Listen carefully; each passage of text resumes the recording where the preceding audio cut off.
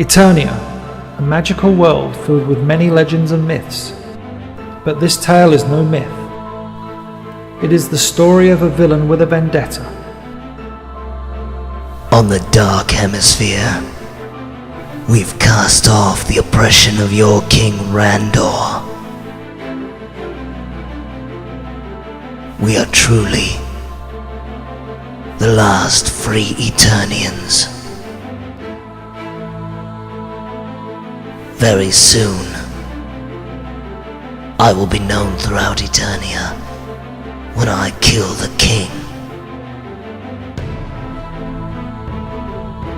My name is Tri-Klops.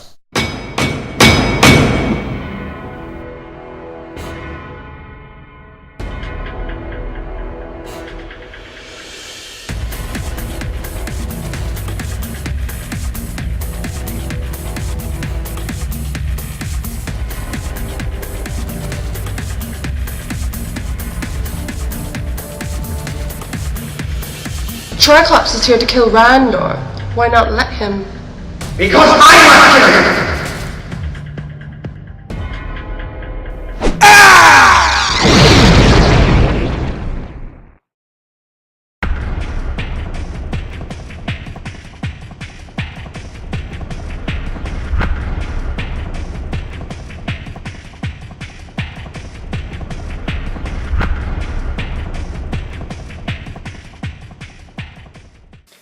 Hi, I'm Johnny Bilson.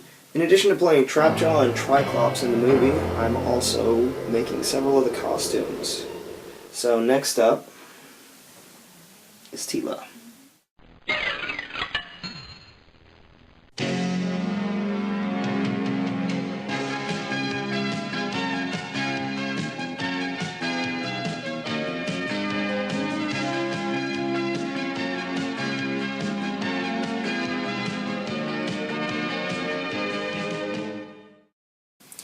Scotty and I both wanted to use the 2000X designs that the Four Horsemen sculpted for the figures, and I think I tend to prefer them anyway, just because when you blow it up and translate it into an actual costume that someone's going to be wearing, having that extra detail tends to keep it from looking costumey.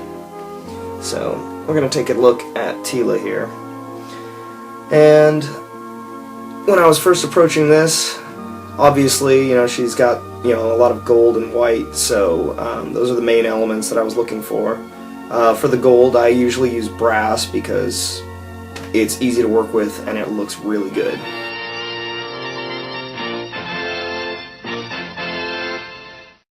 Scotty actually suggested that we use leather for the bodice, which I think is also a good choice because it tends to make it feel a little bit more like armor.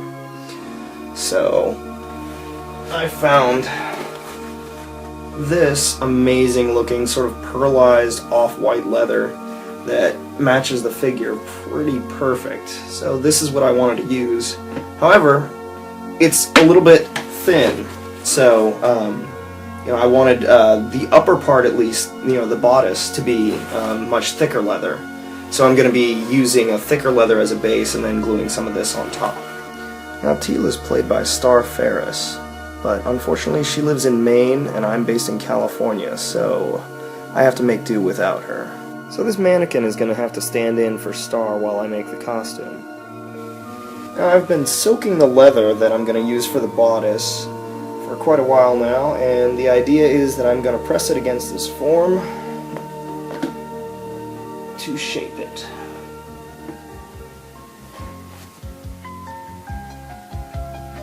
This is the same method that I used when I made Evil Lynn's armor. However, since that was made of many smaller pieces riveted together, this is the first time I've tried to get such extreme curves. Okay, you can stop giggling now. As you can see, you can shape and stretch the leather pretty significantly, and the best part is it retains its form. So it's a lot more like body armor now. The next step was wetting down the white leather and repeating the process. I wasn't sure if the thinner leather would stretch as much as the thicker stuff, but it worked perfectly. After seeing how well my little experiment of wetting the leather and stretching it around a form worked, I have no idea why more people don't do this when they're trying to make, form-fitting leather bodices and other such things, because the results are amazing and it's not that difficult. Honestly, the biggest trouble that I had with it was the fact that I had a mannequin that was sort of twisted, and that could have been remedied if I would have just spent an extra $150 and got myself a new one, but I was using a borrowed one. So anyway, so straightening it out was a little bit of a difficult task, but I managed to get it looking pretty good. I've cut off all of the excess leather, and now we're left with just the bodice and skirt piece. So next step is to put in the little eyelets so that it can be laced up the side. That was one of the functional differences between our costume and the original. The original it looked like it was a soft material, and this one, since we were using the hard leather, we needed to have a way for her to get in and out of it, so we decided to have it lace up both sides.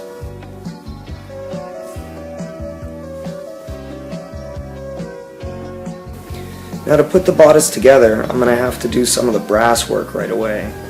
So I have marked off most of the brass that I'm going to be cutting. As you can see, I've already cut a little bit because I had to update Tri-Klops' belt for the movie. I always try to mark off as many of the pieces that I'm going to cut beforehand so that I'm not wasting very much brass.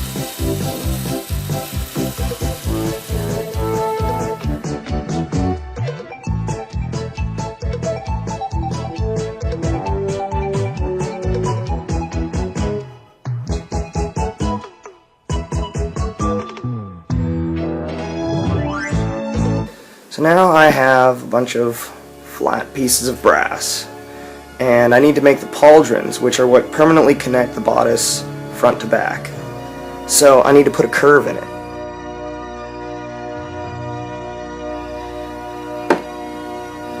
Whenever you're making a brass piece that you need to have curved, you have to pick something with a smaller diameter than what you actually want, because there's going to be some spring back in the metal.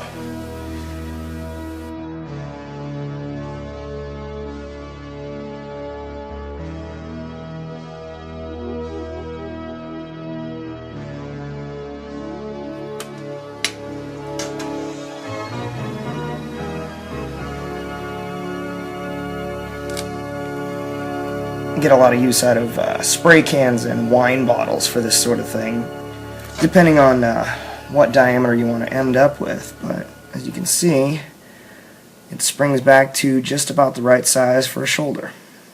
Now I have all these little cutouts, and as you can see, I've engraved a little feather pattern on them.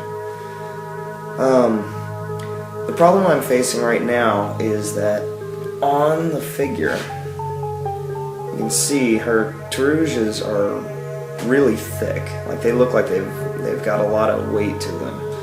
And for a number of reasons, I use rather thin brass. Mostly because I have the equipment to deal with brass like this, whereas if I was using much thicker brass, it would be a lot more expensive, and I would probably need to get some new tools. So that was out of the question. Also, just for practicality's sake, we don't want our actress wearing something that's going to weigh 50 pounds. So I opted for the thinner brass, and now I have to find a way to create the illusion of a thicker, more armor-grade brass. What I've come up with is a method that I'm not even sure is going to really work, because these have grooves going both directions. So I'm a little concerned that it's actually going to end up ruining this, but this is a little tool that I made when I was working on She-Ra's tiara. It's just the handle of a hammer that I cut off and sharpened so that I could place it on the grooves and then hammer it in to create more depth. So I'm going to try that on this and hopefully not destroy this project.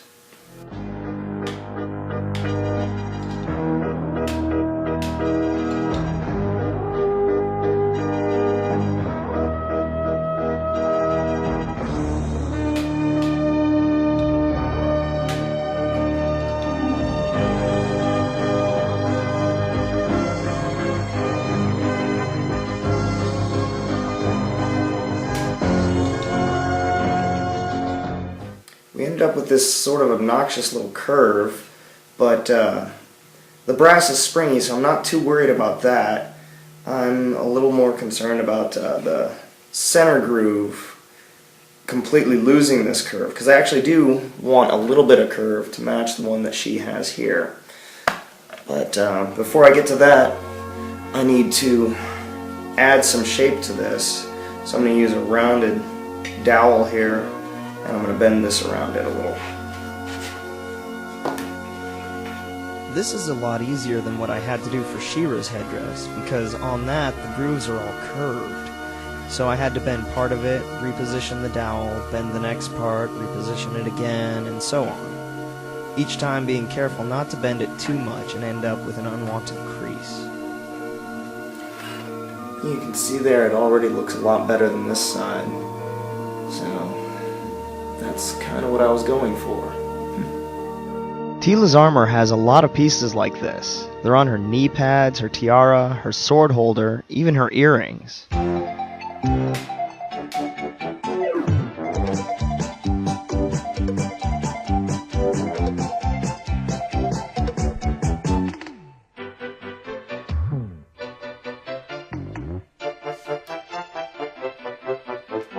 Seems to have worked pretty well.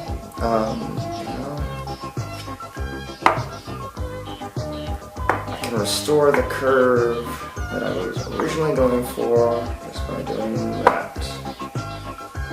And see, got a little bit of a curve left.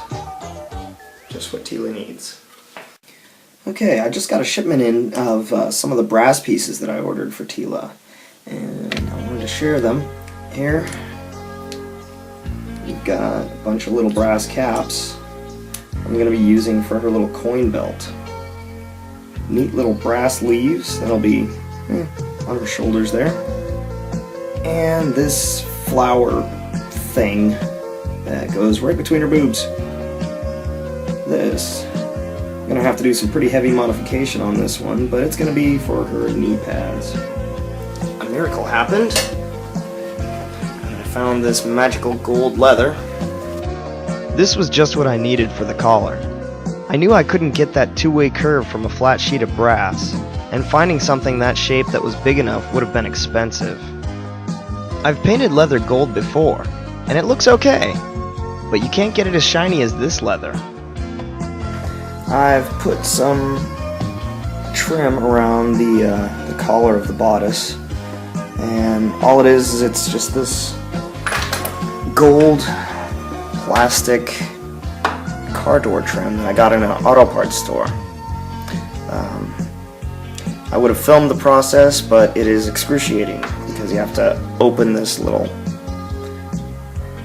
edge here and try and squeeze it around the leather, and it's just obnoxious. Anyway, I also can see right there on the inside of the collar, I etched in the pattern that Teela has on the inside of her collar on the figure. On the figure you can't actually see it because her head's in the way, but if you take one of these apart, which I did, you can see that there's like some little lines in there to make it decorative like the rest of her stuff. So, next step is to add these little leaf things. So, that's what I'm going to do right now.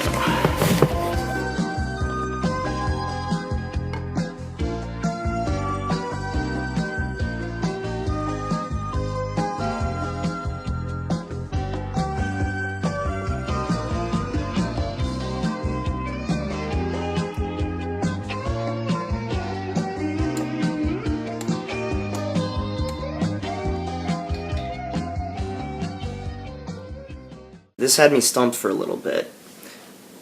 As you can see, she's got on the little front patch of the belt, there's this weird little thing that hangs down that hooks onto the Teruges, and it's the same gold color that the Teruges in the belt are. So, originally I was thinking of making it out of brass, but that would hinder movement. I've got this stiff little guy here, and if that little panel was made out of brass too, she would have a hard time sitting down, kicking, any of that. So I have made this. Looks like gold, almost the same color gold as the brass, especially once the brass is polished, but it has flex to it. Now I have to attach it to the bodice. Yeah, that's the same gold that I used for this collar, by the way. I've pre-drilled some holes in it, and now I get to hand stitch it. Yay. Evelyn's armor is this same thickness of leather, and I hand stitched the short Teruges onto her belt just like this. There it is. Looks a little absurd right now, but once the belt's on there, it will be just perfect. Teela's belt has these weird little patterns on it that are raised, and I've drawn an approximation of one of them here. And I have some brass wire that I'm going to attempt to bend into that shape, and I'm going to solder it to the belt.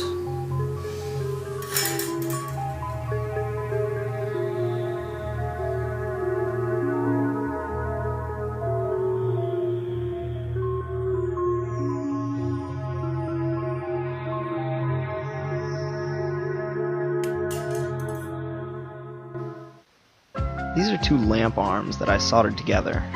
I had to grind down these bumps because they were way too big. I stuck in little caps to plug the holes. I had to grind some points down and tap them for screws so I could attach the whole thing to the bodice.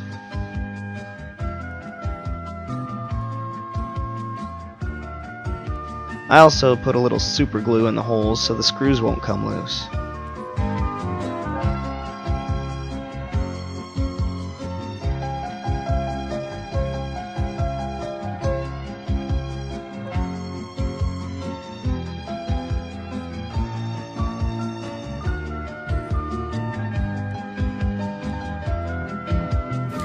Teela has this cobra head on the back of her armor there, and I have this lamp part, which is pretty close to the right shape, but needs to be more snaky.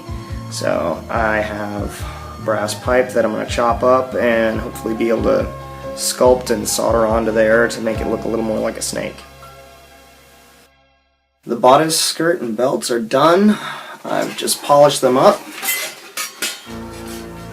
so all the brass is nice and shiny.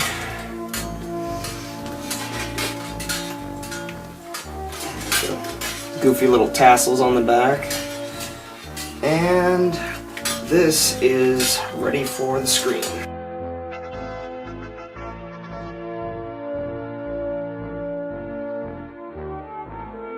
It still looks like a rather stylized snake head, but I think it works. I made the spine shield in separate sections to allow movement. With the thickness of the leather, it doesn't flex much, but I like the design. And I reversed the sword holder because Star is right-handed.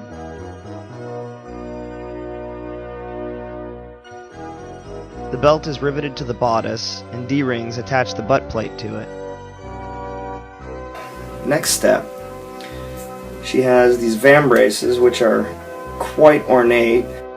I had to put the snaps on these before I rolled them because the final diameter will be too small to fit the snap setting tool inside.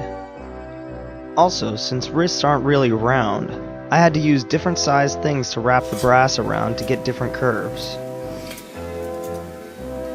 That's more like it. Teela's vambraces are now bent into shape, so you can see.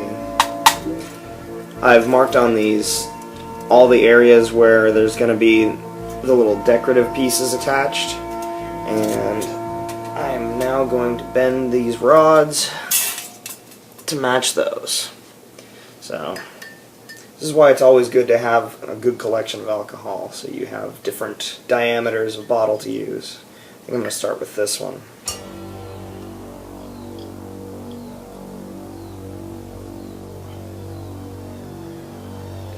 I have these little S-curves done now, and I've been sanding and grinding them so that they will lay flat, and also to give them that beveled edge that the Teela figure has.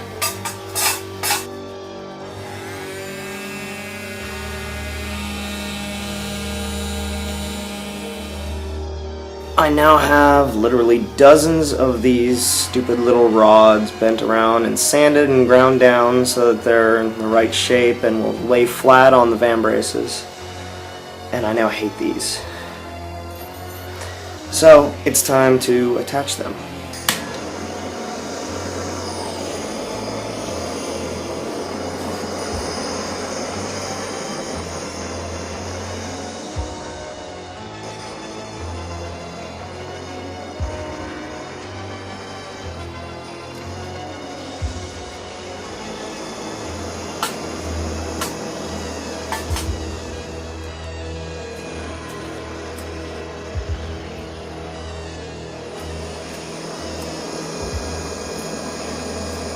There it is. Now I'm not sure if this is just because I'm really bad at soldering or if this is just the way soldering always works, but it looks really ugly right now.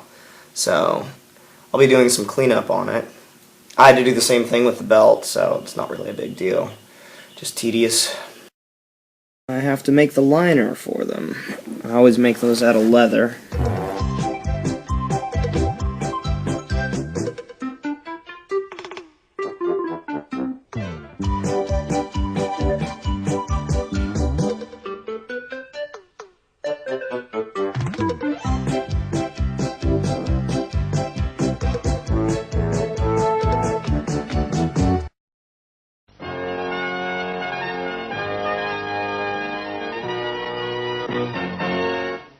Here I have Teela's tiara with most of the metalwork is pretty much done. I did a few things differently from the last one that I did, the one that I made for John Carroll's movies. On this one I put a backplate on it, so it's a little more accurate to what she has. So you can kind of see.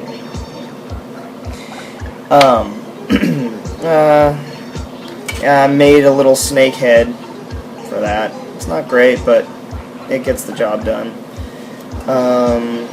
This part's the same. I did 3 pieces of metal comb, all soldered in so that it'll stay on Teela's head. And now I have to put the edging on this. So, car door trim. So, this is one of the staples of all my armor projects.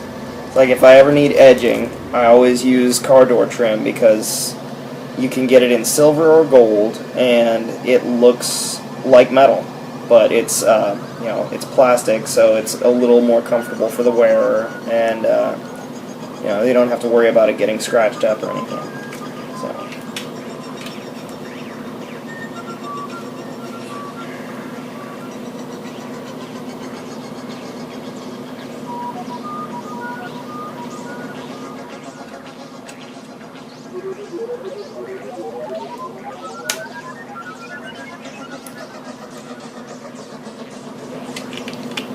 Helps to use sharp scissors. So all the edging is on there now, and I have it taped shut on the corners so that the glue will dry. But basically, Teela's tiara is done.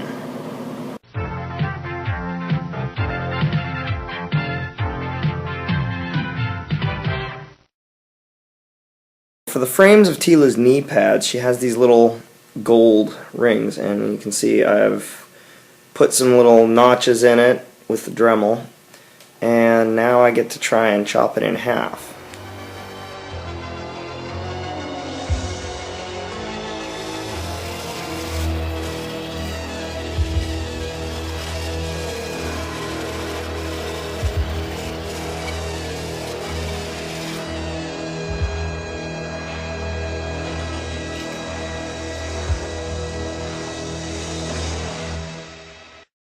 those boots have come in, so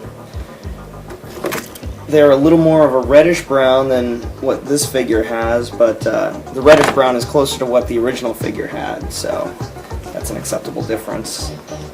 I have ace bandages for the little straps that are going to go around them, and some fur that I'm going to attach. But one of the things that I have to figure out is how to attach the knee pads. And originally I was going to do the knee pads separately, but I thought it would be easier to make them attached to the boots so that they're less likely to slip down, when she's fighting and moving around. The problem I'm having is that the boots are a little bit wider at the top than they should be. They're not quite as tight around the calf. So what I'm going to do is I'm going to modify them a little bit. One of the benefits of being kind of small is that I can try on the outfits I'm making for girls. So what I'm going to do here is pull this. Yeah, it has a little split in it already, so that's convenient. So I can just pull this over, figure about how far it needs to go.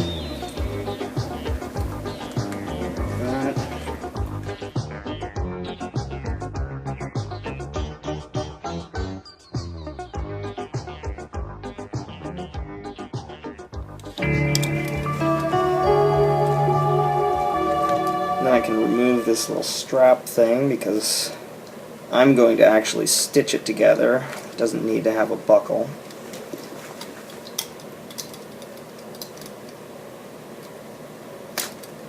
So I have to stitch the other side of the Velcro to the fur now. And you can't do that with a machine, so I get to do some more hand stitching. Now those boots look Eternian. The Horseman's paint master had dark straps, but when we were doing some test shots with the light tan ones, Scotty and I both liked how they looked and thought it would work well with her color scheme.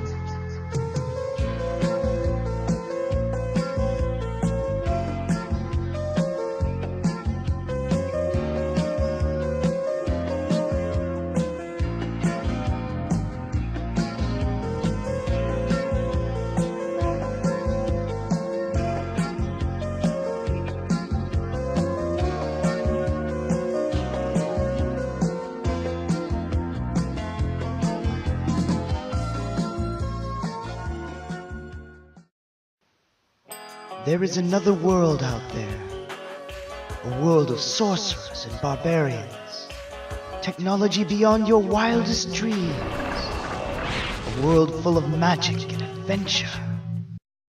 These are the tales of Eternia.